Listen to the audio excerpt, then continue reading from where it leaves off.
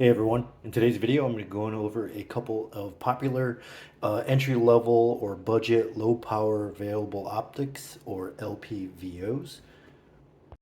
Let me go ahead and preface to say that I am very new to LPVOs myself.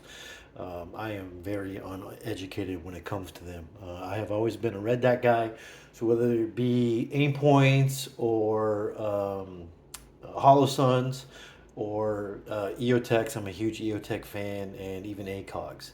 I've never been big on LPVOs. My only other experience with them was with an old Millet DMS-1. It was a 1 to 4 power LPVO that was given to me by a coworker. I had it mounted on my Smith & Wesson 1522 for a period of time. Worked well enough, never really did a whole lot of research into it. Had it mounted with a cheap Primary Arms, quote, deluxe scope mount. But that was really it. And just for me personally, the reason why I kind of shied away from LPVOs and was attracted more towards red dots and holographic weapon sights was just due to I'm not a long distance shooter. It's not something I've really super been into as of yet. Everything that I have, all optics that I've put on my gun have centered around home defense, possible, society breakdown. And, I'm not some type of paranoid person, but I do live in Florida. And, everybody remembers Hurricane Katrina and what happened in Louisiana. Unfortunately, it was a horrible scene. And a hurricane could easily strike here. And something like that could happen. So everything that I geared towards was all for close distances. So whether they be inside of a house or definitely 100 yards or less. And the other reason that I wasn't really super big on LPVOs was due to anytime you're using a magnified optic, you do have eye relief and eye box issues that you have to work through. With a red dot or a holographic weapon sight, there is no eye box. It's basically just, you can float around quite a bit.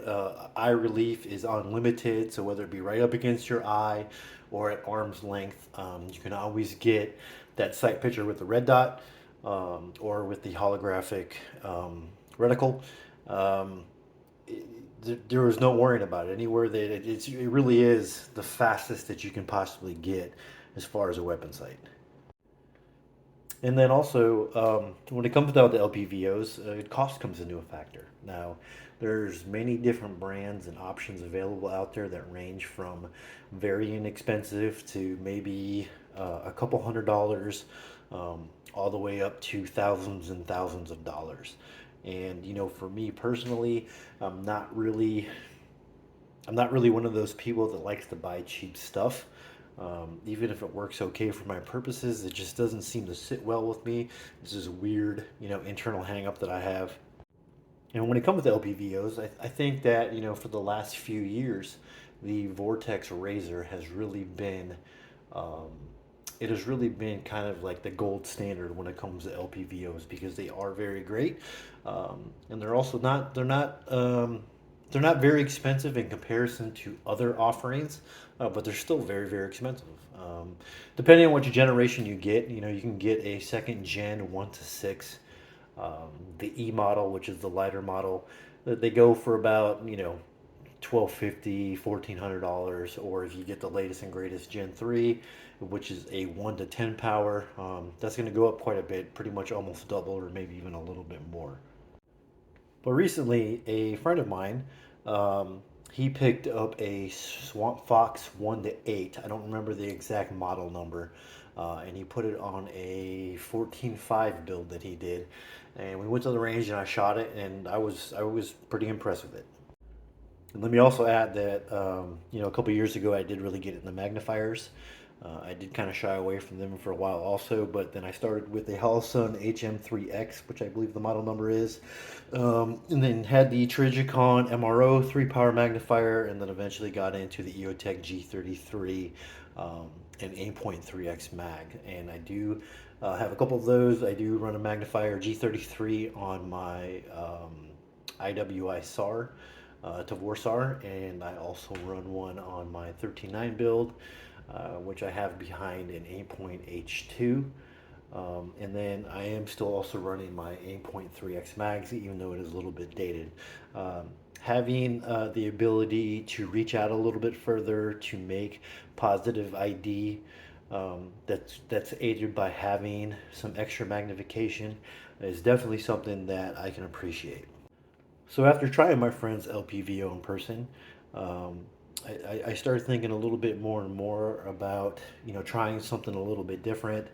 I had made some configuration changes with a couple of rifles, and on my 1522, which I had previously been running the 8.3x mag behind a Hollow Sun 515 GM.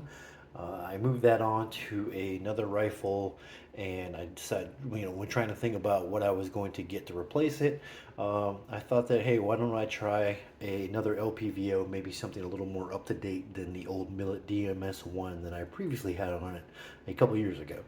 So after doing some research for a couple days, I came across the Sig Sauer Tango MSR 1-6 powered LPVO. It's one of those that came out I think it came out a couple of years ago. Came out for a really great price, a lot cheaper than what it is now. I want to say it was around 200, maybe it was 250, but typically now you see these scopes for about 350 bucks. I bought this one used on AR15.com's equipment exchange, and while it was quite a bit more expensive than what I had planned to put on my 1522, which was something just like a Sig Romeo 5. I wanted to give the LPVO a shot, and I wanted to get something that was known to be somewhat decent, wasn't going to be an absolute piece of garbage. So the Sig Sauer Tango MSR definitely seemed to fit that bill. And then more lately here, I decided that I was going to build a 12.5 AR, and when going to determine which optic that I was going to put on it, LPVO definitely jumped to the forefront. 12.5 it's gotten a lot of popularity for being kind of a dual barrel length.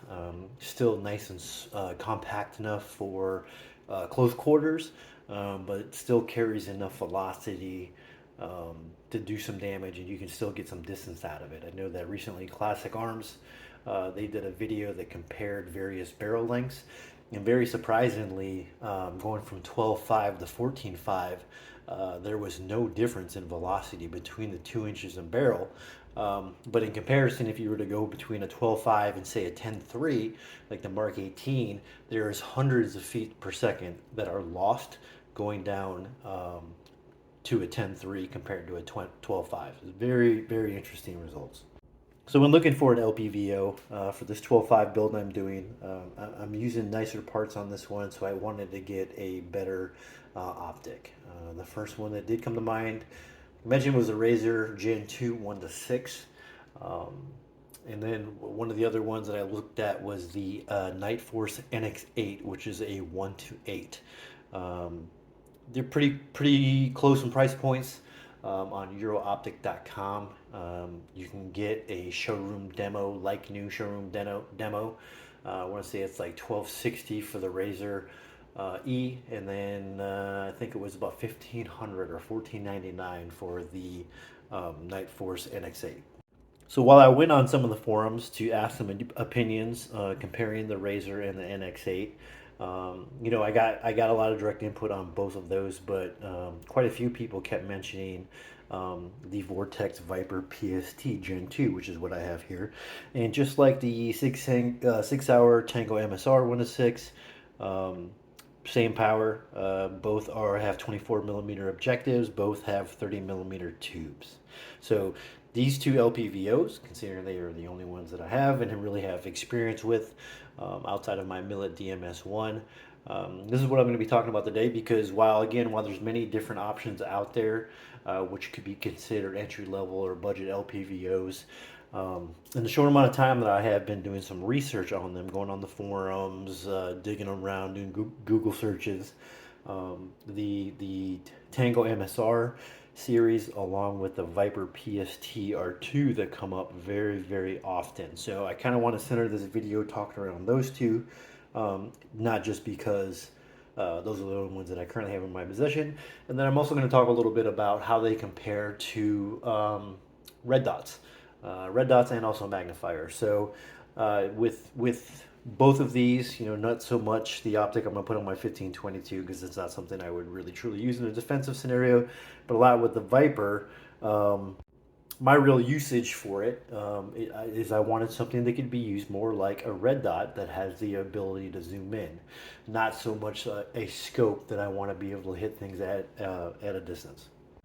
All right, so again, let me say that I am, in very, very beginner stages of knowing stuff about LPVOs. Um, the little bit of research that I had done on them while looking into a suitable one to get.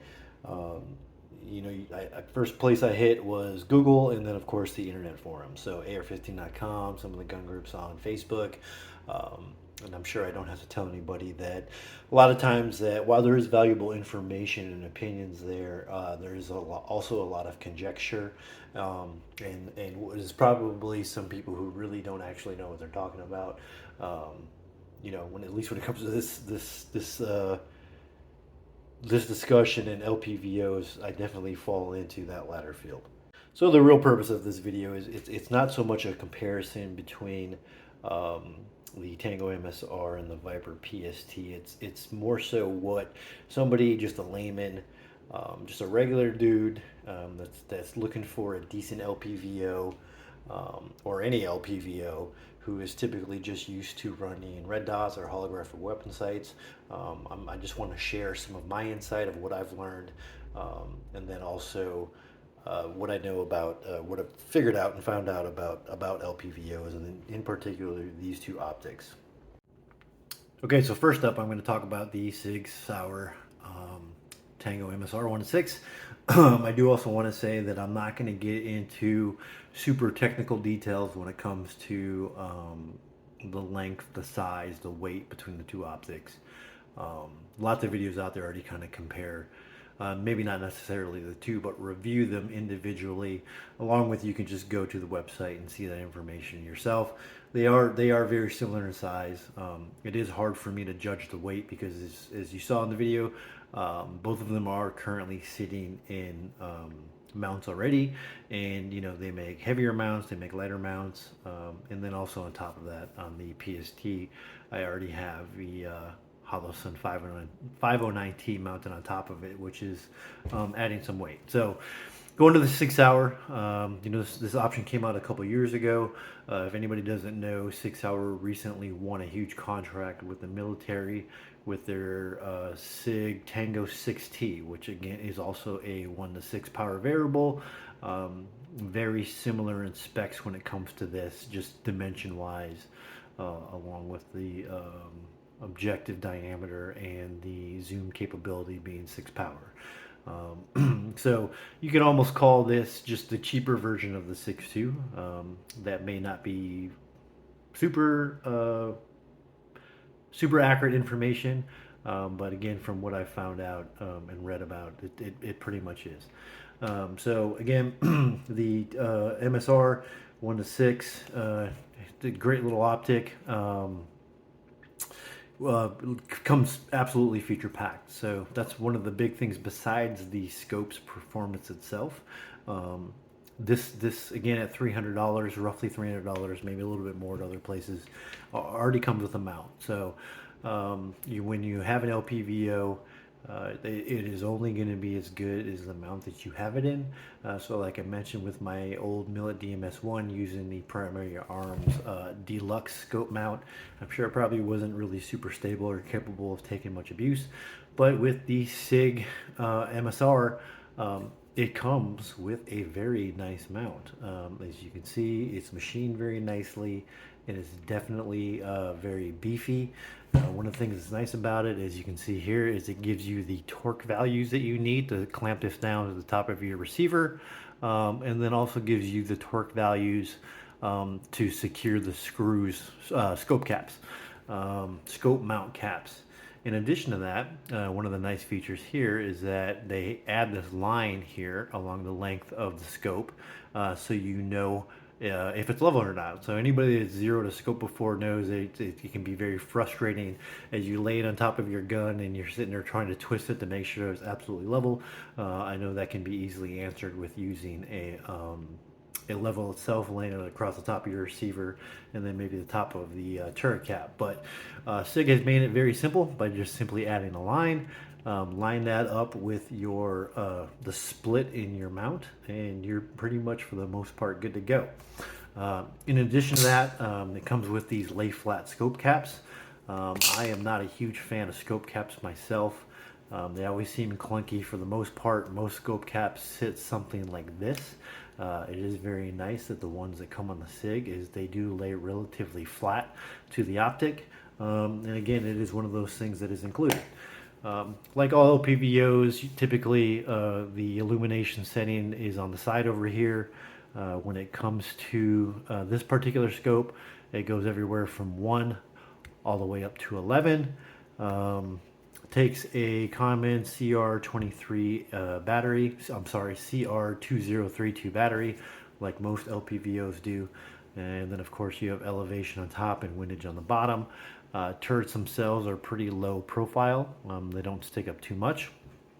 And also, you probably see that these throw levers, which aid you in moving between 1 to 6, a lot quicker, a lot more positive.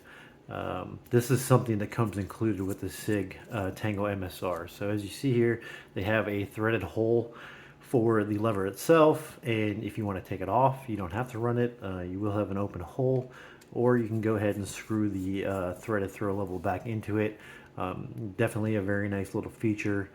It's got knurling on it, so you can, your fingers aren't going to slip as you yoke it from 1 power to 6 power or anywhere in between.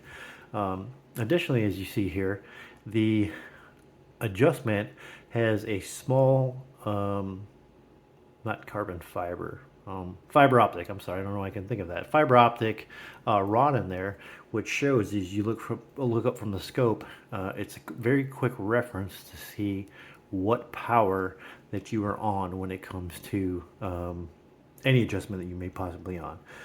If you want it on first power, 1 power, it's all the way over to the left. And then if you want to ramp it up to 6 power or increase the magnification, you yoke it over to the right.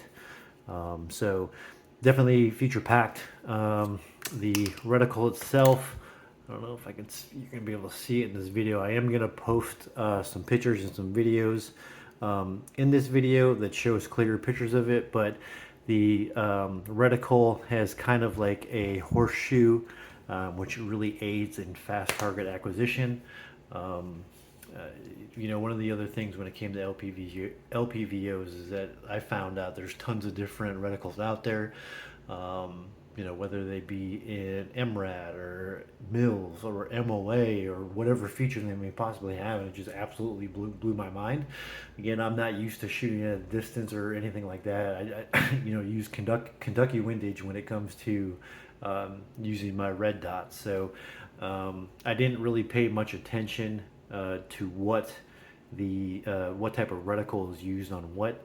But the one that comes with the Sig Sauer, it is very quick when used on 1 power, being that it has kind of like a horseshoe reticle, like I mentioned, and it is pretty daylight bright.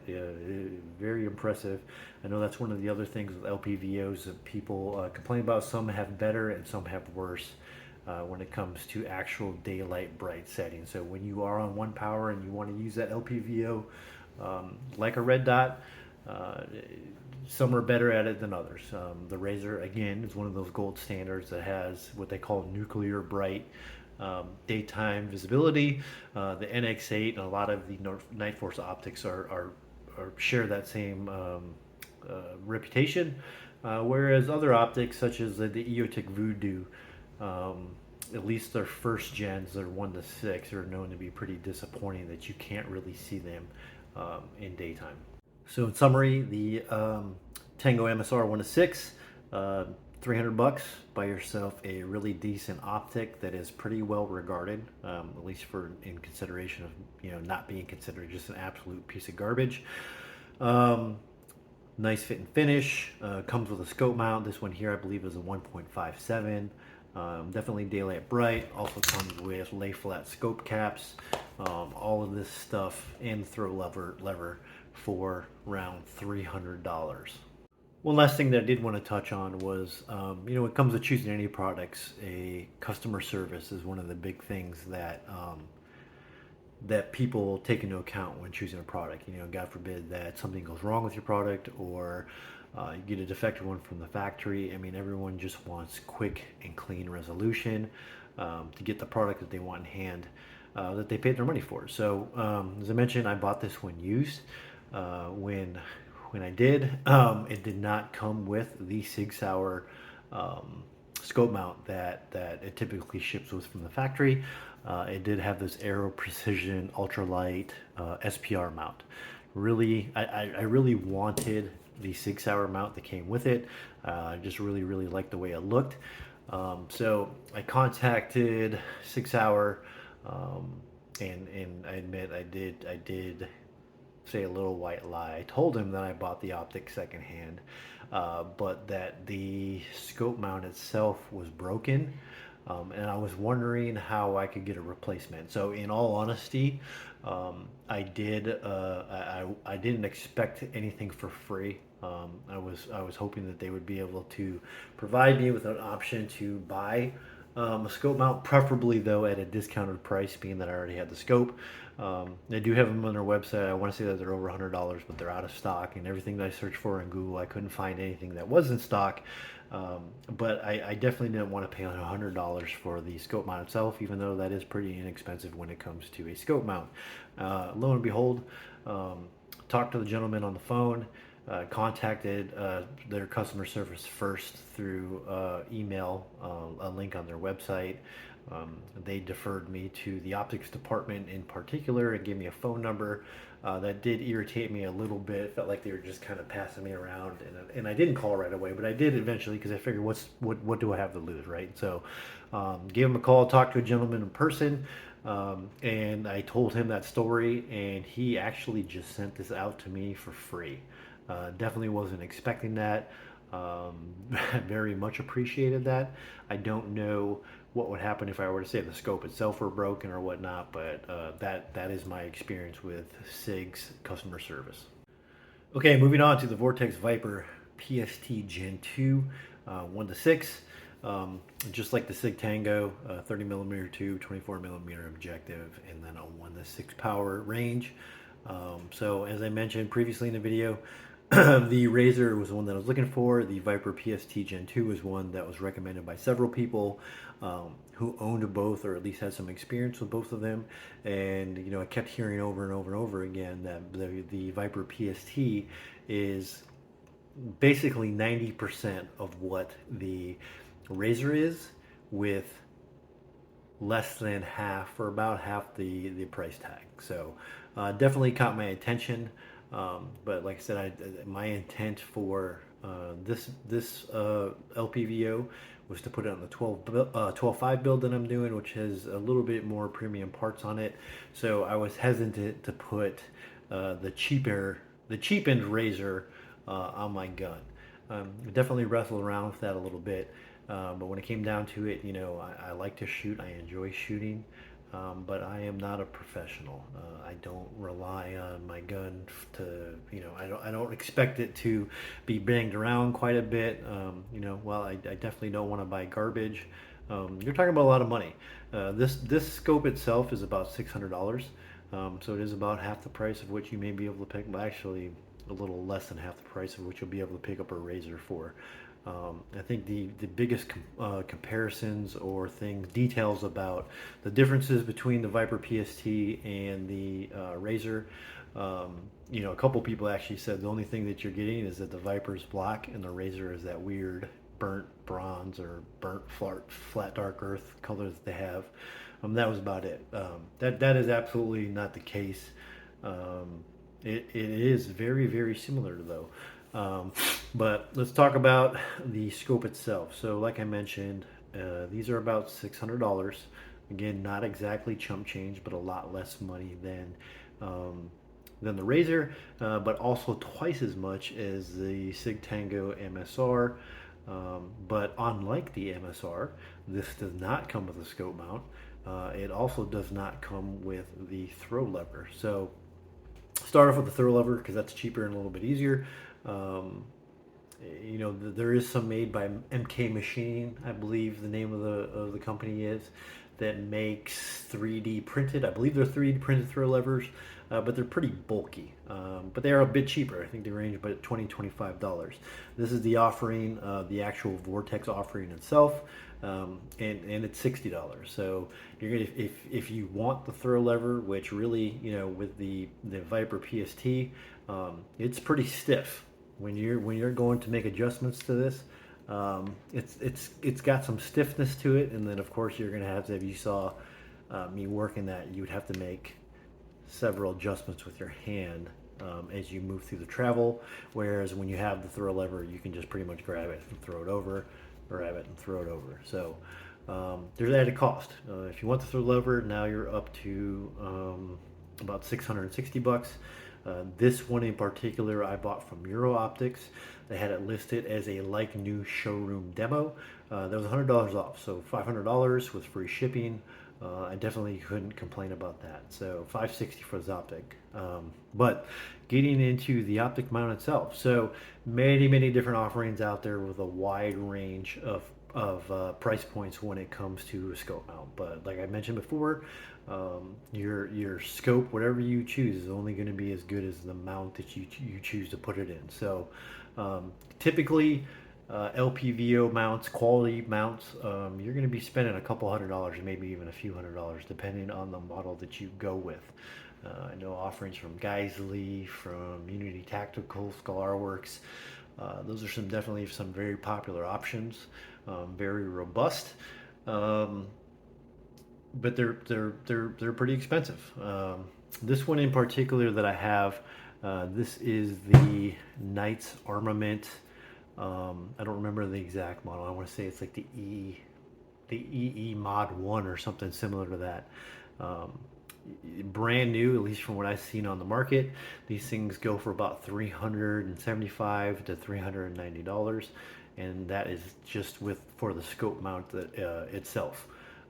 So granted, it's a little bit more at the high end of the market when it comes to scope mount prices.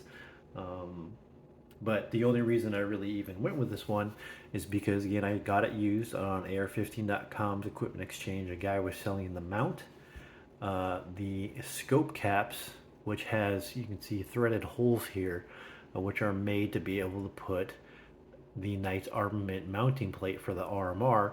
You can either have it on dead center like I have it on here, or you can have it offset. I want to say it's like 30 degrees or so, maybe 25 over here, or on the other side, depending if you're lefty or righty. The mount, the RMR plate, if you were to buy it at MSRP, I want to say it was around like $170, and then even the scope cap. So this is a standard scope cap that comes with. The ones that you buy that are threaded in order to mount the RMR mount are like another $118, something just absolutely ridiculous. So I think everybody knows that Knights Armament, they're while they definitely make quality gear. There's no doubt about that at all. You're definitely going to pay a premium when it comes to buying any of their products whatsoever. So I got this one for around $350 for everything, for the mount, the scope caps, and the mounting plate. So that's the reason why I went with Knights. But even still, if you were to go with another option that cost you $250-$300, you know, you add that on to the $600 that you're going to pay brand new for the optic itself, and then also the throw lever, you are now quite a bit of money higher than you're going to be with that Sig Tango MSR. So again, very similar to the Sig Tango MSR. You know, you have illumination control on the left hand. You've got elevation on the top, and then windage adjustments on the right. But one thing that is different than the MSR is that while there is adjustments on here to brighten the reticle going from all the way from 1 to 10, very solid tactile clicks. What is different about this one is you can see the hash marks in between every single adjustment. So you got a little dot back here that tells you what brightness setting you're at. So if you have it up to 10, all you have to do is click it backwards or forward and you're going to hit an off position. So you don't have to go all the way to the bottom or whatever it may be to adjust your brightness or turn it off. You can just click in between. So whether you're trying to make the brightness dimmer or make it brighter, there is a dead space or an off in between every single level. Whereas with the Tango MSR, it is an infinite wheel, so it just constantly turns around and around. Very similar to the Viper, but it just goes from either off to 1, 2, 3, and so on, all the way until you get 11. So again, it is infinity, so at least it doesn't bottom out, but it doesn't have that on-off in between every level of adjustment that the Viper PST has on it. So now that we have some of the features and price point behind us, I am going to do a little bit of a side-by-side comparison between the two of them. For this, I took some short videos along with some pictures earlier in the day that showed it at 1 power. You'll get an idea of what the eye relief and eye box is on both optics. And then I also compared them through the view at the same distances and aiming points as having a G33. So in this case, it was my EOTech EXPS3-2 with the G33. And then I also ran it and compared it to a Trijicon ACOG, which is a 4-power optic. Many different things come into comparison here. You're talking about glass clarity, reticle brightness, reticle style, field of view, brightness, all that kind of stuff. So again, for me, for just being a regular dude and not being super technical when it comes to these LPVOs, I just want to see how it looks overall, if it's going to meet the purposes for which I want to use them for. Which again, my primary reason is to use it at like a red dot that has the ability to zoom in. So eye relief, eye box, and reticle brightness, daylight brightness are some of the key things that I was looking for in an LPVO. So the Viper PST, I'm sorry, wrong scope. The Viper PST, one of the things that I had heard over and over again is how clear the glass is from edge to edge, along with having a pretty generous eye box. And in comparison to the Sig, honestly, I didn't really find a lot of information where anybody talked about edge to edge clarity or glass clarity or eye box. So from my untrained eye, I will say at 1 power, there definitely is some fuzziness, some blurriness that happens around the edges of the glass, along with having a little bit of a fisheye effect. With the Viper, at 1 power, the glass is definitely seems to be very clear from edge to edge, but the thing that is kind of interesting to me, and maybe ironic, but again, I'm not super up to speed on LPVOs. While the standing still and looking through these, while the Viper PST seems to have better edge-to-edge clarity over the Sig, I can tell you that as I look through them and I just pan around my house and look around, you get less distortion, a more realistic picture, like if you're looking at it through just your bare eye with the Sig than you do with the Viper PST. And I really can't explain that one. But when you do zoom in to 6 power, any bit of edge clarity that the Sig is lacking greatly improves when you crank it up to 6 power. So I'm going to go ahead and cut into some of the picture comparisons between these two LPVOs, along with the red dot and the holographic weapon sight that I mentioned before. Sorry, not red dot, but ACOG. So field of view at 6 power on both of the LPVOs, and then again at 3 power, so you can compare what these two look like on 3 power against a G33 3 power magnifier, and then against the Trijicon ACOG at 4 power, and again comparing both of these at 4 power so you can see the glass clarity, the field of view, and whatnot. Anybody who's not familiar with the ACOGs, well, eye relief is not something that they are known for, or I should say good eye relief. They are pretty well regarded to have very super clear glass on them.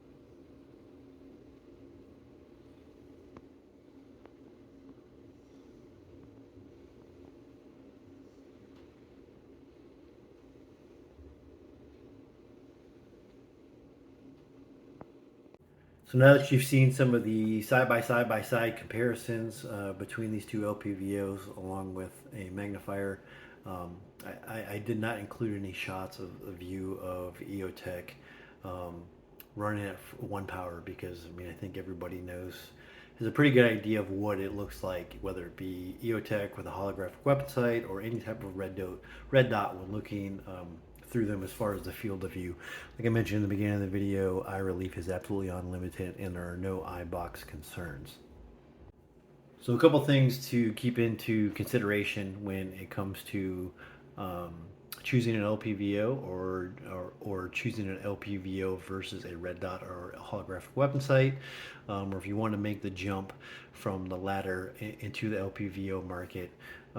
Weight and size are obviously huge things. So again, I know I said I wasn't going into super technical details, but between the optic and the mount itself, or the optic and the mount together, it's drastically higher weight than what you're going to get with a any of the red dots or holographic weapon sights with any mount that you may choose for them.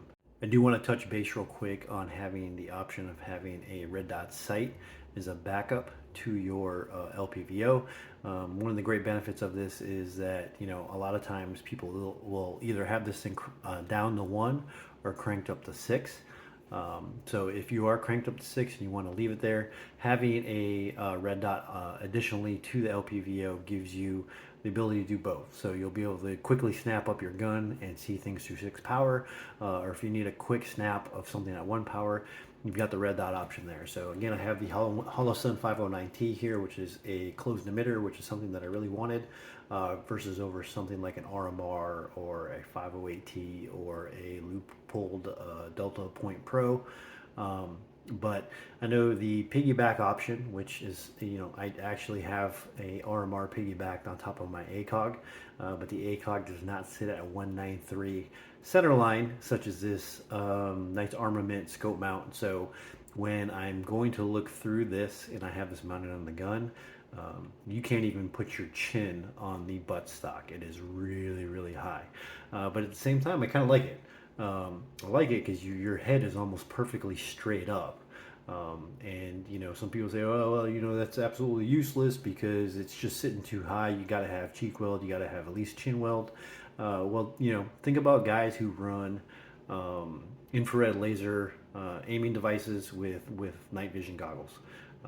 It definitely helps having with a rifle. You're able to, while you can shoot from the hip with nods and an IR aiming device, majority of people tell you it's better to shoot from at least having the buttstock in the pocket of your shoulder.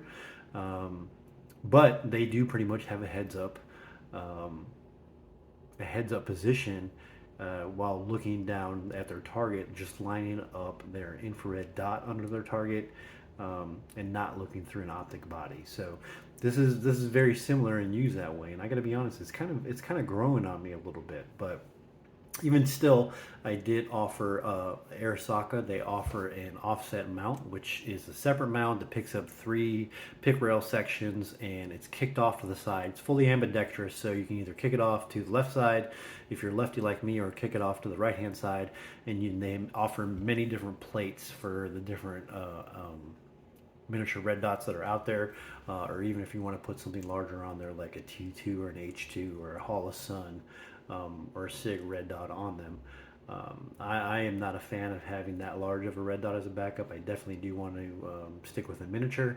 But while the Arisaka mount is both ambidextrous, it also can be adjusted at 35 degrees or 45 degrees. So if you really want to throw it out there, you can have it mounted there. If you want to pull it in tighter to the scope, which may actually block off some of the sight picture of your miniature red dot, maybe like a corner of it, but you can still see your red dot, and it's gonna act in the backup capacity or quick snap the way that it's designed to.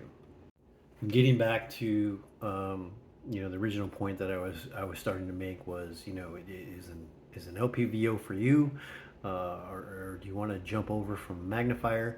Me being a longtime magnifier guy, and being resistant to LPVOs, I can definitely appreciate the added zoom capability that can be had with an LPVO. And these ones are only 1 to 6. They make them 1 to 8, 1 to 10. There may even be others.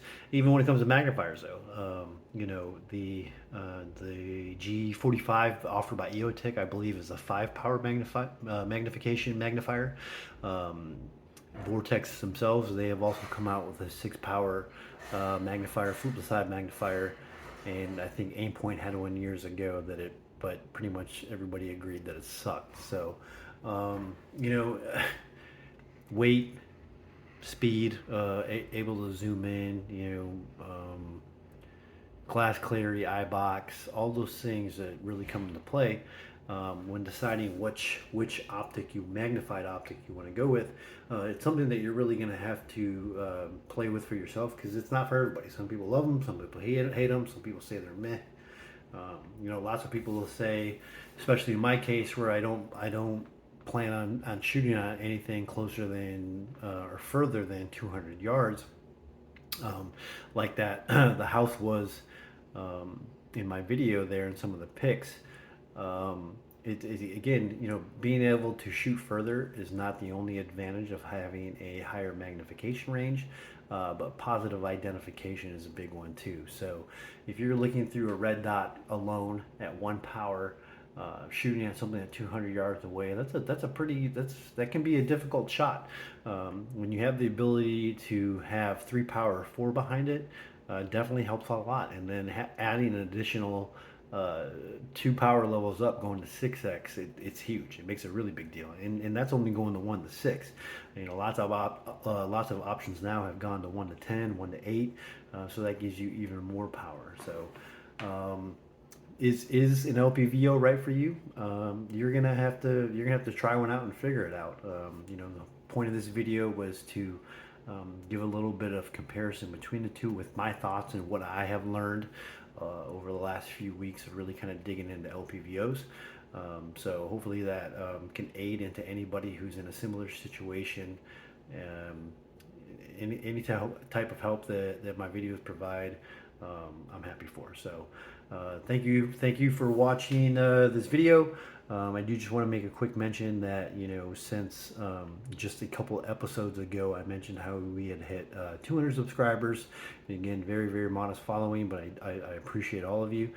We recently ran over, hit the 300 mark just recently. So definitely appreciate you guys who are sharing my videos, who have subscribed to the channel. I know in one of the Facebook groups, I don't remember which one exactly, somebody had a question on something, and somebody else provided a link to my video. It was super cool to see that. Again, I do these just to share the insight that I have as just a regular guy. I'm no professional. I'm no door kicker.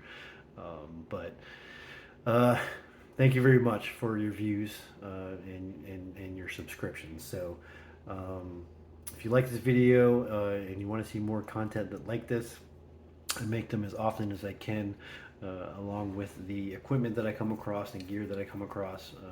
I am not sponsored by anybody or make money or have anybody sending me free stuff. So I probably can't put them out as much as other YouTubers, especially the professional YouTubers, can.